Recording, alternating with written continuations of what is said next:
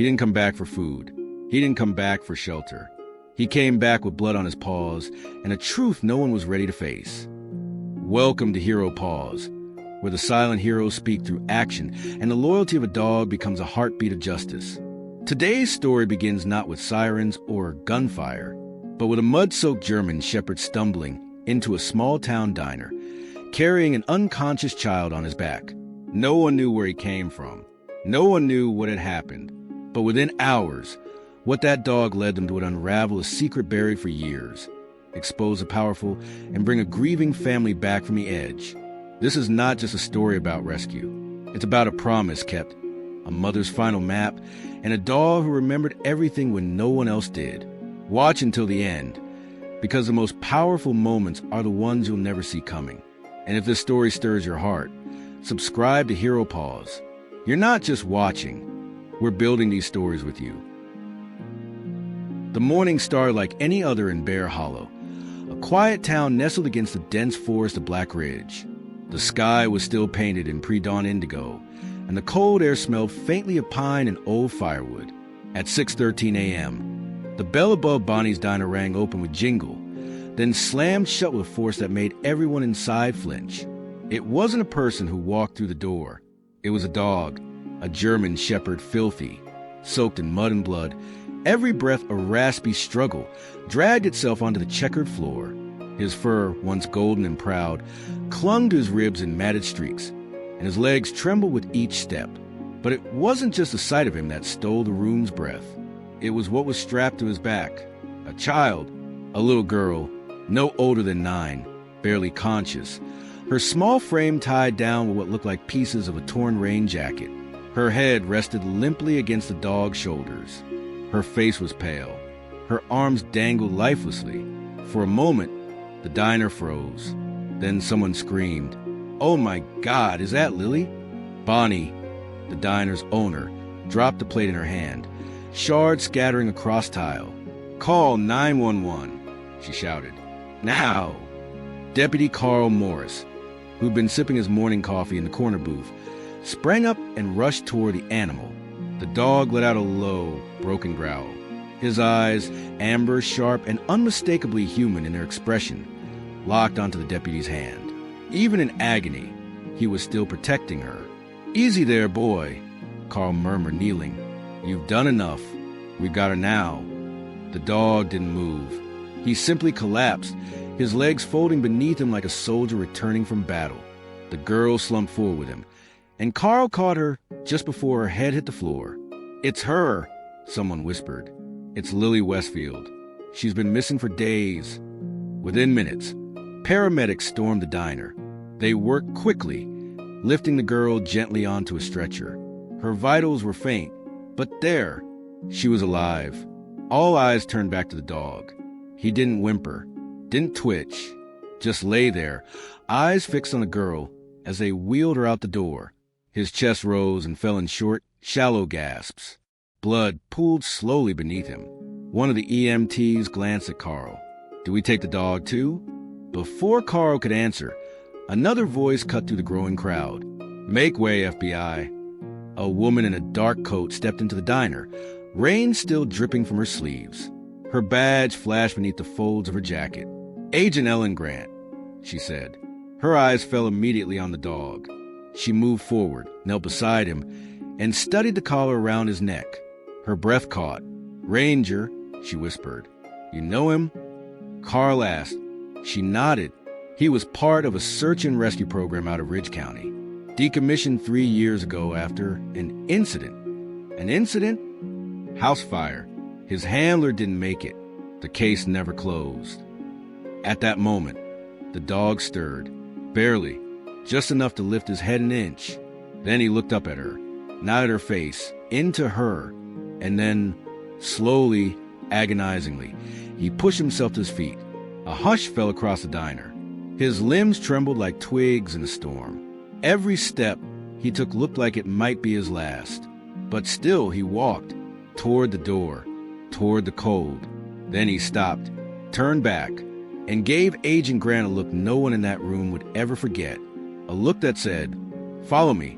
She stood without hesitation. "Get me a team," she said into her comms. "We're going into the ridge." Carl frowned. "You're taking orders from a dog now?" Grant didn't even blink. "No, I'm listening to a witness." Outside, the wind had picked up and clouds rolled heavy above the tree line. As the girl's ambulance pulled away, the townsfolk watched in stunned silence as the injured shepherd, fighting every step, descended the front porch stairs and began walking down Main Street, leaving a trail of blood behind him. Not one person stopped him. Somewhere, deep inside Bear Hollow, something terrible had happened, and this dog, this broken, battered soul, had clawed his way back through fire and fear to bring her home. But he hadn't come back to rest. He had more to say, and he knew the way. The storm rolled in fast over Bear Hollow.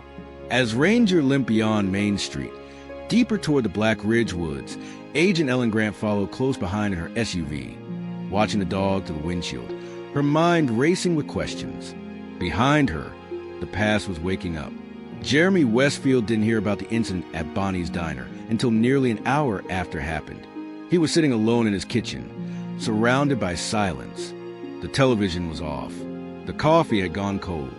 The only sound in the house was the hum of the refrigerator and the soft rattle of wind against the old siding.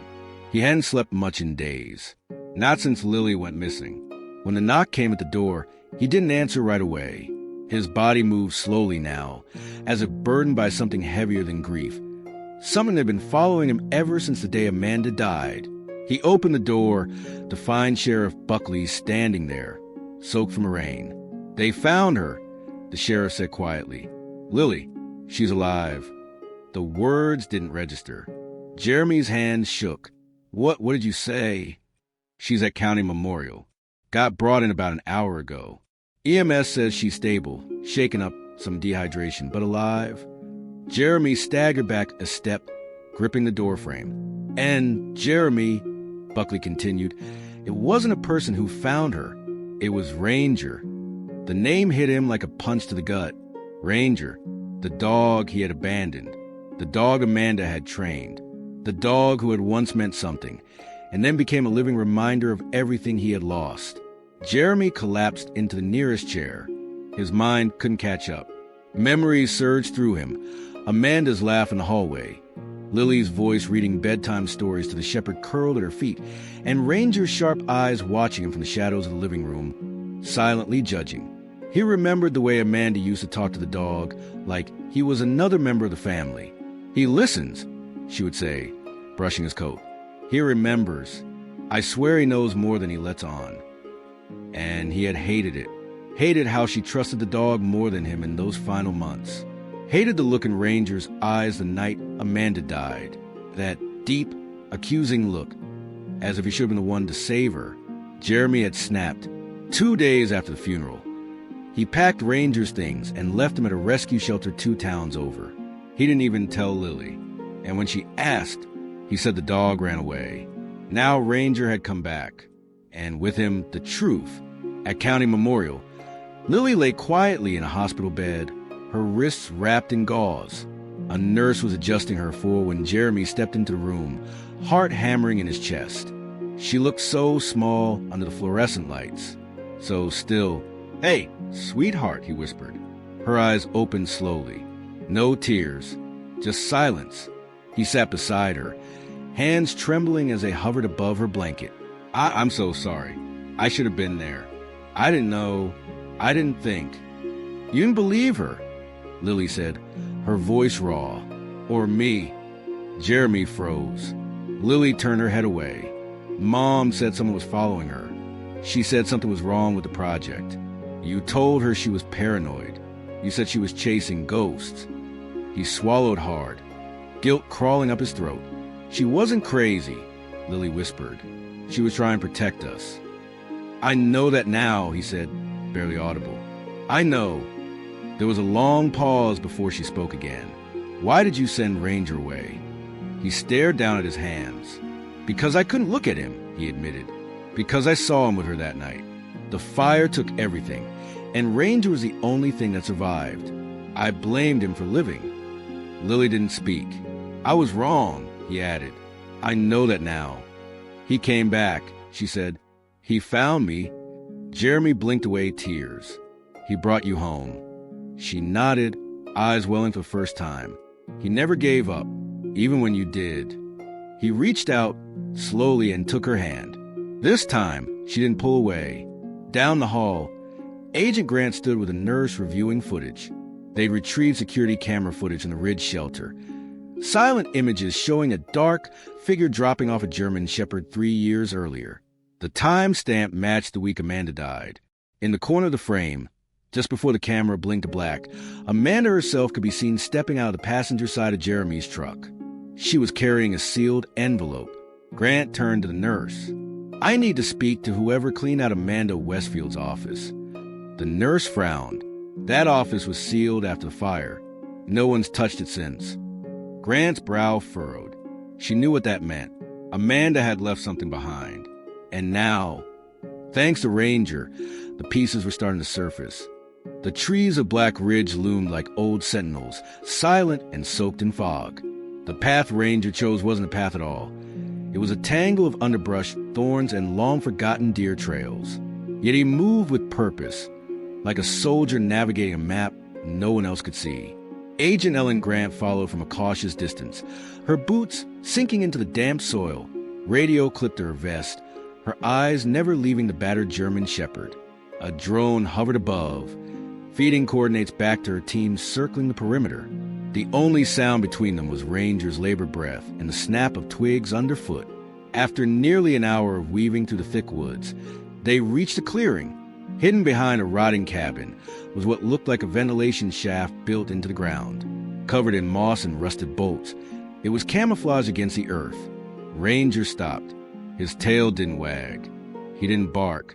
He just stood at the opening, eyes locked on the rusted grate. Agent Grant stepped forward and knelt beside him. Is this where she was? The dog lowered his head and gently pressed his nose against the steel. The air vent was sealed, but something in his body language said it all. This was the place. Moments later, her calm crackled. Agent Grant, we've located the entrance. It's behind the cabin, 20 yards south of your position. Copy, she replied. We're going in. The bunker wasn't listed on any local records. It was a relic from the Cold War era, repurposed, fortified, and buried beneath the roots of the forest. Inside, the hallway smelled of damp concrete, chemical solvents, and something far worse, the stench of secrets. Grant's team moved with precision. Flashlights cut through the darkness as weapons swept corners. The air grew colder the deeper they went. Then came the sound, a soft, whimpering voice. Ranger? Grant's heart seized. They rounded a corner and found the girl, Lily, curled behind a stack of crates, her knees drawn to her chest, eyes wide and hollow. She was dirty, trembling but alert. Lily, Grant said gently, it's okay. You're safe now. The girl didn't respond. Her eyes darted past the agents and locked onto the shepherd stepping into view. Ranger, she whispered, her voice breaking. The dog rushed forward, not with power, but with what little strength he had left, and gently pressed his forehead to hers. She buried her face in his fur and sobbed. They hadn't found her. He had. Grant knelt beside them. Lily, I need you to listen to me. You're not in trouble, but I need to know what happened. Can you tell me who brought you here? Lily hesitated. Then, in a voice barely louder than a breath, she said, it was the man with cologne. Grant blinked. Cologne? Lily nodded. It's the same smell I remember from the night my mom, the night she died. He was there. I didn't see his face, but Ranger growled at him back then. I remember that. He remembers too. One of the agents stepped forward. Ma'am, you're going to want to see this. They led Grant to a locked room near the back. Inside were rows of small cots. Stacked shelves held food supplies, clothing, and medical equipment. At the center was a desk with a laptop, a black duffel bag, and several syringes. No names, no papers, but enough to confirm one thing. This was a holding site. Grant's jaw tightened. Get forensics in here. Now. Meanwhile, back at the hospital, Jeremy paced the corridor like a man unraveling. The words Lily had said, he never gave up, even when you did, kept echoing through his mind. He couldn't sit still. On a hunch, he returned home. Something about the way Amanda always said the truth should outlive us refused to let him rest. For the first time in 3 years, he stepped into her old study. The room hadn't been touched since the fire. Dust coated everything. Bookshelves stood undisturbed. Her old typewriter sat under a faded cloth. Jeremy moved the bookshelf. Amanda had always been clever. She didn't trust clouds or digital vaults. She liked real things, things she could touch. Hide. His fingers brushed past a line of cookbooks. One felt heavier than the others. He pulled it down. Inside was a false compartment, a manila envelope, thick, sealed. His hands trembled as he opened it. Inside were photographs, names, transaction records, a printed email chain marked Pathlight Internal. At the bottom of the envelope was a flash drive. Jeremy sank into the desk chair, staring at the pile. She had known. She had gathered it all, and she had hidden it, hoping someone would finish what she started. The screen on the wall phone blinked. Unknown caller. He answered. A voice spoke through static. Mr. Westfield, you don't know me, but I work for the Pathlight Foundation. You have something that belongs to us. Jeremy's blood ran cold. What are you talking about? You found it, didn't you? The records. The evidence Amanda left behind. It's unfortunate she got involved. We'd hoped your silence would last longer. Jeremy said nothing. The voice continued. If you care about your daughter, you'll destroy it. All of it. The line went dead. Jeremy stood there for a long time. Then he grabbed his keys. The rain came heavy that night, hammering the roof of the farmhouse like an angry warning. Jeremy Westfield stood at the kitchen table, drenched, breathing hard, a flash drive clutched in one hand, and his late wife's manila envelope spread across the table like a crime scene. He'd driven straight home from Amanda's study, past the empty fields and shuttered storefronts, his mind a chaos of memories and calculations. Lily was safe for now. Ranger was recovering. But the call made one thing clear. The people Amanda had tried to expose weren't done. They were watching, and they weren't afraid to act. Jeremy's fingers brushed over Amanda's handwriting again. Names, receipts, photos of men in suits standing beside smiling orphans. Proof that the Pathlight Foundation wasn't charity, but a pipeline, a front. And Amanda had been the one to dig it all up. He thought of all the times he told her she was imagining things, called her paranoid, begged her to stop chasing shadows. And yet, in the end, she had been right. The knock on the door was so soft, it might have been missed beneath the roar of the storm. Jeremy turned toward it slowly. When he opened it, he found a woman standing there, soaked to the bone, her vet coat still on. Dr. Kelman? He asked, frowning. The town's animal doctor. She'd helped care for Ranger when they first adopted him. I saw the news, she said, her voice trembling. About Lily, about Ranger. Jeremy stepped aside, unsure. Come in. She hesitated at the threshold, her eyes flicking toward the dark woods beyond the driveway. Then she stepped inside. Something's wrong, she said. I think I've been helping the wrong people. Jeremy froze. What do you mean? She pulled a small object from her coat, a silver injector. They gave me these years ago. Told me they were for pain control, for aggressive dogs in the rescue network. Jeremy took the injector in his hand, inspecting it.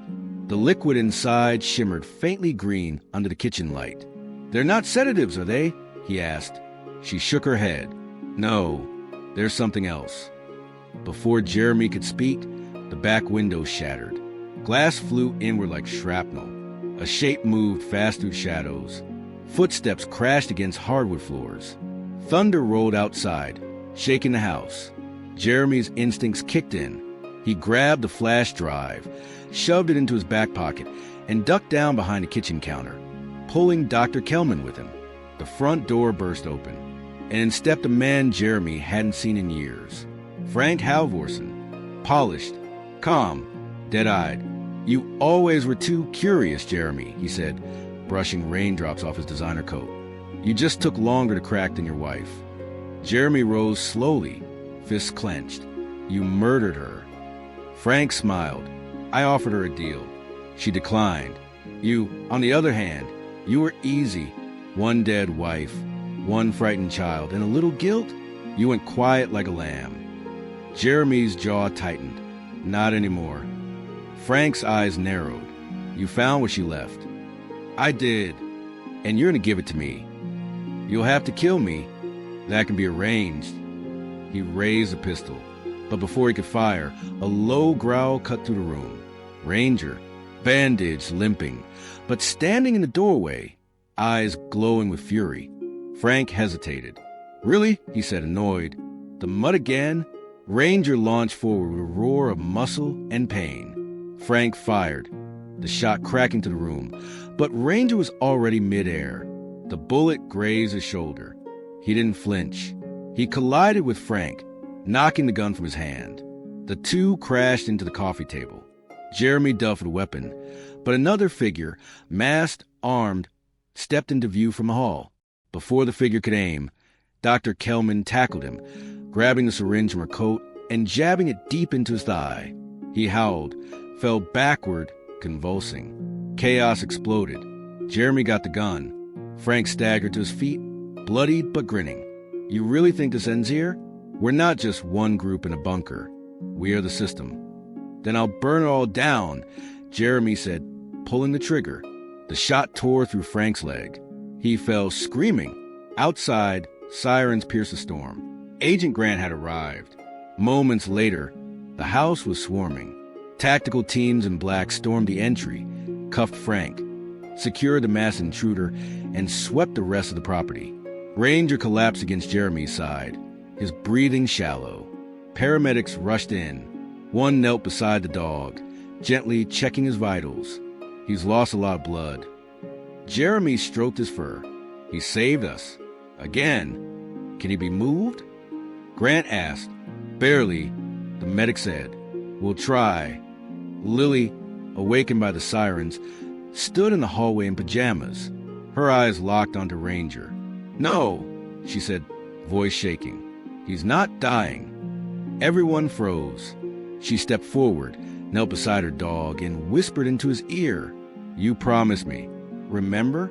You promised you'd come back. Ranger opened his eyes. Just barely, but it was enough. By sunrise, Frank Halvorsen was in federal custody.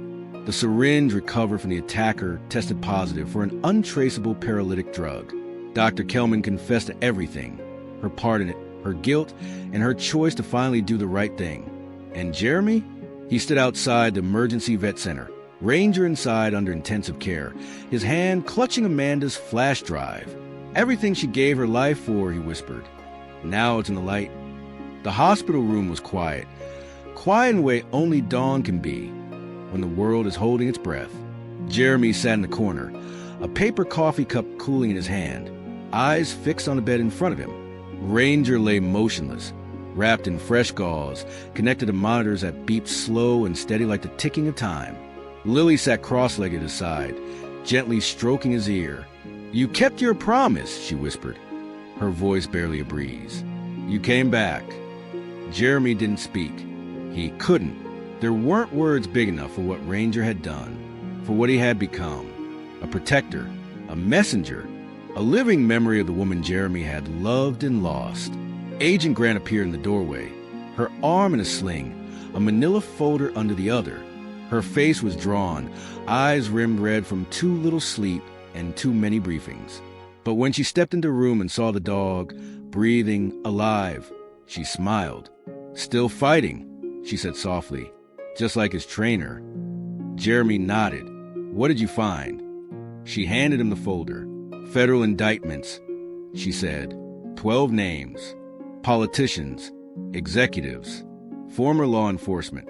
The information Amanda gathered, combined with files on that flash drive and the doctor's confession, it's enough to bring down a good piece of their operation. Jeremy opened the folder, staring at the photographs inside. Some of the faces he recognized.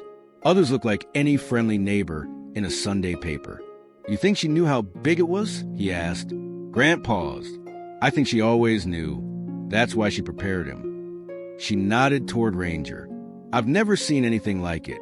She trained that dog not just for rescue, but for memory, for guardianship. She didn't trust digital trails, so she made him evolve. Jeremy looked over at Lily. She used to call him her map, the girl said suddenly. Grant turned to her. What do you mean? Lily didn't look away from Ranger. After Mom died, I found this notebook in her office, tucked inside a drawer. It just had one page written in it. It said, "If I don't make it back, follow the dog. He remembers what I can't say out loud." Grant stared at the girl, stunned. She always said love leaves signs, Lily added. You just have to be brave enough to follow them. Later that week, Ranger was discharged from the trauma center. The staff gathered in the lobby to watch him take his first unassisted steps. His movements were slow, unsteady, but determined, like a soldier walking off the battlefield one final time. The applause was quiet but heartfelt. Several nurses cried. One of them knelt beside him, placed a medal over his collar, and whispered, "Good boy." Outside, the sun broke through clouds that had hung heavy for days. Jeremy drove them home. The farmhouse still carried the scent of smoke, memory, and the old wood floors Amanda loved. But something about it felt different now, like it had shed its weight, like it was ready to breathe again. The first thing Jeremy did was open her office. He didn't pack it up this time. He restored it. He framed her press credentials, set her last journal beside her old typewriter, hung a photograph of her and Lily above the fireplace. And in the center of the room, he placed Ranger's leash, not as a symbol of control, but of trust. That Sunday, they held a small ceremony by the pond in the backyard, Amanda's favorite spot. Just close friends, some of the rescue team, Agent Grant, Dr. Kelman, now cooperating with federal authorities, stood off to the side with her head bowed low. Jeremy spoke first. I used to think grief was something you survived, something you buried and carried like a wound.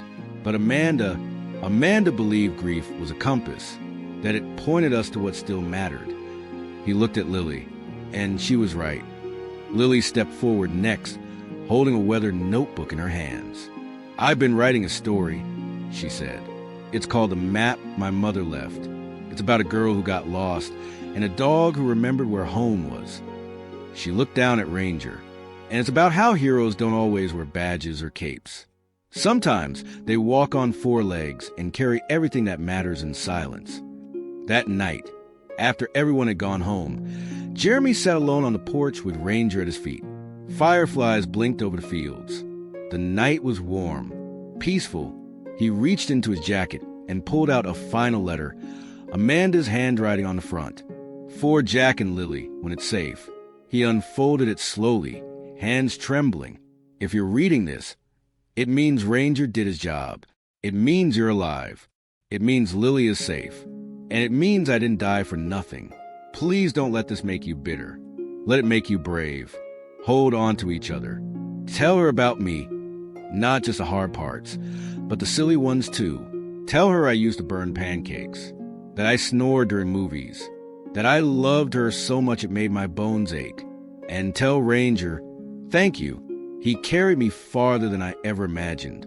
Jeremy's breath hitched. He folded the letter and pressed it to his chest.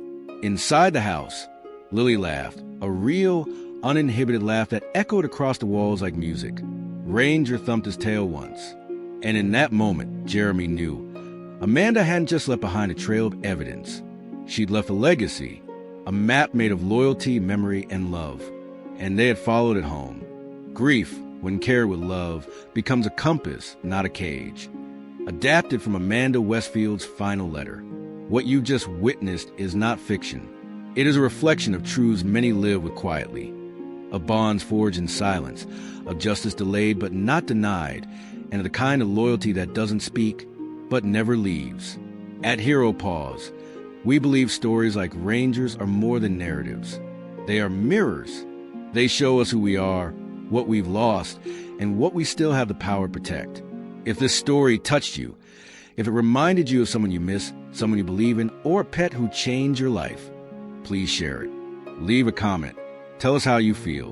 And subscribe to Hero Paws so that we may continue honoring these quiet heroes who remind us we are not alone. Because sometimes healing comes on four legs. Sometimes justice wears fur, and sometimes all it takes to save a family is the one who never stopped searching for a home. Thank you for watching. We read every word you leave behind. You're not just part of our audience. You are the reason we keep going